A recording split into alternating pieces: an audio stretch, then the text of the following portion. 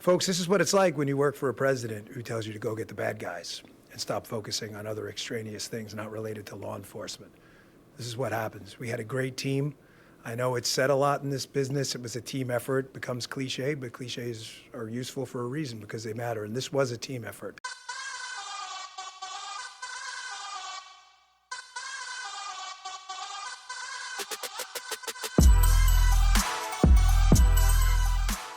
When you attack American citizens, when you attack our institutions of legislation, when you attack our nation's capital, you attack the very being of our way of life. For nearly 5 years, law enforcement has been searching for this suspect, the shadowy image of the person FBI believed planted 2 pipe bombs on Capitol Hill the night before the January 6th attack on the Capitol. One outside the Democratic National Headquarters, another outside the Republican National Headquarters. The bombs were discovered the afternoon of the Capitol riots, diverting police resources from the Capitol. Both bombs were disabled, but the FBI said they could have been deadly. In the years since the bombs were found, the FBI has released more footage of the suspect, who wore a hoodie and a surgical mask. And while they could not determine the gender, investigators believe the suspect was about 5 feet 7 inches tall and was wearing Nike Max Speed Turf shoes. In 2023, the FBI raised the reward from $100,000 to $500,000. The inability to make an arrest in the case was highly criticized by Republican lawmakers and became the subject of conspiracy theories, with current FBI Deputy Director Dan Bongino suggesting it was an inside job. Then, this morning, federal agents descended on this house on Manor House Court in the Dale City neighborhood of Prince William County, arresting 30-year-old Brian Cole Jr. At a press conference this afternoon, Attorney General Pam Bondi provided few details on the suspect or the evidence. This is ongoing. I'm always curious to know in situations like this when they put rewards out, $50,000, $100,000. I mean, who are these people? Do people actually come in with reliable information, or what, their family members, and they find out, oh yeah, it was them? But years later, we're finding out that we finally discovered a suspect, or is it more investigative work that the FBI is doing where they get, hair follicles, fingerprints, anything on the bombs to help figure out who planted them there in the first place? There's so much that goes into it. I'm hoping they kind of release some more information regarding like how exactly they got this suspect. Let's find out. It's very active. The search warrants are still being executed. Many charges potentially to come. Deputy Director Bongino, also at the press conference, did not address his previous comments of a conspiracy. We were going to track this person to the end of the earth. There was no way he was getting away.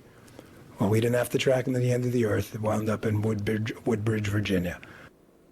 Wow. All right, our Mark Seagraves joins us now. I'm so curious. I recognize that they didn't say a lot there. The charging documents are oftentimes a lot more telling than what they'll ever provide at the podium.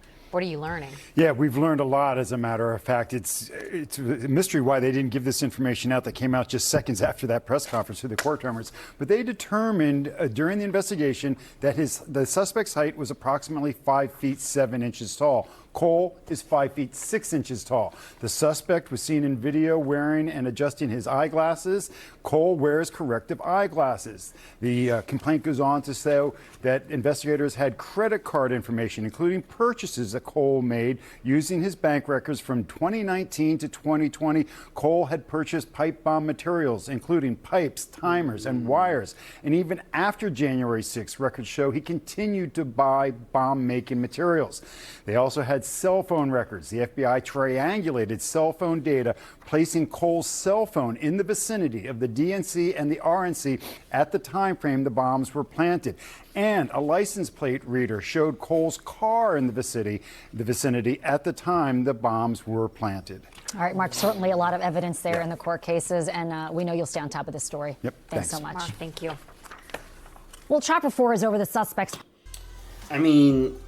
That's okay. So this is how they tracked him down. Why did it take this long?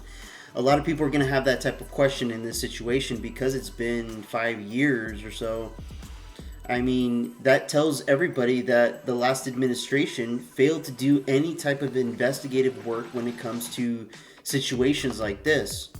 The last administration is I call it the lost years of America, because we lost so much in what this country was about, whether it be, you know, the illegal immigration, the illegal boarding, crossing the border illegally, bringing all the prices, jacking them up, the poor handling of COVID, which they are trying so hard, they have been trying so hard to blame Trump for.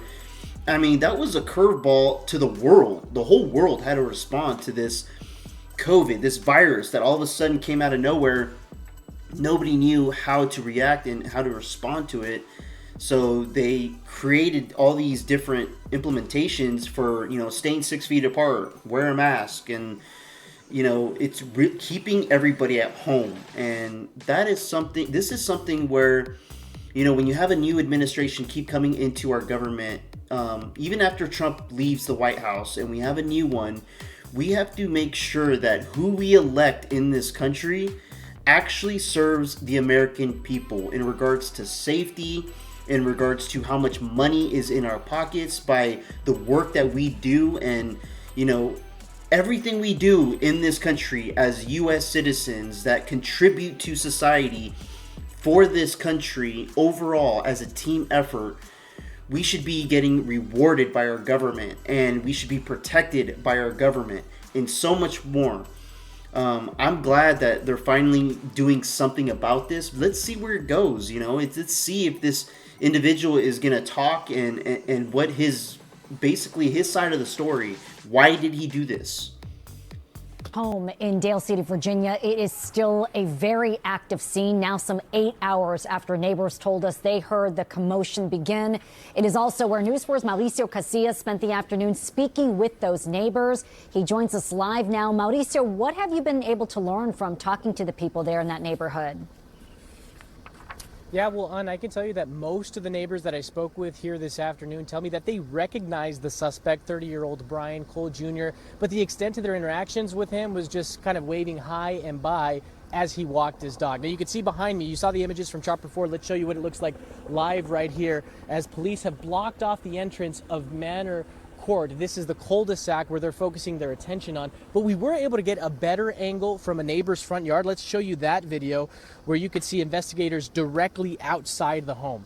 Now, court documents state that Cole lives with his mother and other relatives. He graduated from C.D. Hilton High School in Woodbridge in 2013. That's according to a school district spokesperson. NBC News did reach out to Cole's father, Brian Cole Sr., who declined to comment. Neighbors tell us they first noticed all this commotion around 8:30 this morning, with one person saying he heard law enforcement saying over a loudspeaker, "This is the FBI. We have a federal search warrant." The news of what was actually happening came as a shock to many who described this area as peaceful and family friendly. Type of neighborhood where people gather together for cookouts. In fact, they gathered together at those cookouts near the base of the cul-de-sac, which is right by Cole's home. And the folks I spoke with say they never imagined that someone accused of such a serious crime would be arrested here. You would never think something like that happened, and honestly concerning that after so many years they finally have a suspect as well. I got 3 kids. More than anything, that's the most concerning part, you know. As long as the neighborhood's safe, and I'm hoping that this doesn't escalate to more and this is where it ends. But more than anything, the kids, you know, we got the buses dropping our kids off actually right here. Yeah, so again, police and federal authorities remain out here. Not clear how long they'll be out here tonight, but just to reiterate how shocking this was. I spoke to one neighbor who tells me he hears the commotion, he walks outside of his front door, comes back inside, he checks his phone, he gets an alert saying that there's been an arrest in the pipe bombing case in DC, and he wonders, hey, is that what I'm looking at outside, directly out front of my door? Turns out that's exactly what he was looking at. So this all still coming as a shock. And apparently the video, I didn't even know this, the video footage actually came out almost a year ago, and they've been trying to track who this person was in the video. And just now they finally discovered who it may be, because he's a suspect. But I mean, they're putting pieces together, puzzle pieces. There's always going to be some, nobody can get away, no matter how bad or how evil you are. And this includes people in government. sooner or later, you will be caught, you will be taken into custody, and you should be in jail for the rest of your life. If it's something, especially in government, if there's people in government that have really done some evil things that have taken advantage of the American citizens in this country. Okay, so I guess we'll have to follow up and see more updates. I'll have to do an update video of this just to find out where things are going to go. I know he's going to be going to court. They're going to be digging up more evidence of what happened that day, seeing if there's any more witnesses. I mean, why so long? It took so long.